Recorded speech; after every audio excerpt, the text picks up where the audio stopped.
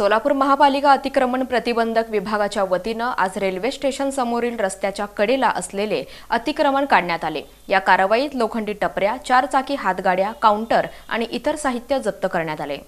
सोलापूर शहरात गजबजलेल्या मध्यवर्ती अशा रेल्वे स्टेशन परिसरातील रस्त्याच्या कडेला अनधिकृतपणे खाद्यपदार्थांच्या गाड्या लावण्यात आल्या होत्या। यामुळे रहदारीस अडथळा येत होता। महापालिकेच्या अतिक्रमण प्रतिबंधक पथकानं या ठिकाणी कारवाई केली आहे। सकाळी 11 ते 2 या वेळेत ही मोहीम राबवण्यात आली। या कारवाईत रस्त्याच्या कडेला लावण्यात आलेली एक 4 हात गाडी, एक स्टील काउंटर, 4 लोखंडी टपरी, 2 स्टीलच्या गाड्या, एक स्टील रॅक, एक गॅस सिलेंडर जप्त केलं। पोलीस बंदोबस्तात जेसीबीच्या सहाय्याने ही मोहीम राबवण्यात आली।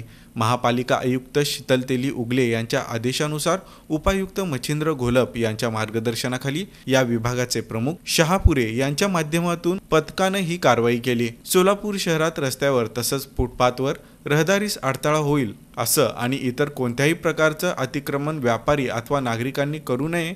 अतिक्रमण आढळून आल्यास संबंधितांवर कारवाई करण्यात येईल असं आवाहन या विभागाचे प्रमुख मृत्युजा शहापुरे यांनी केलं आहे।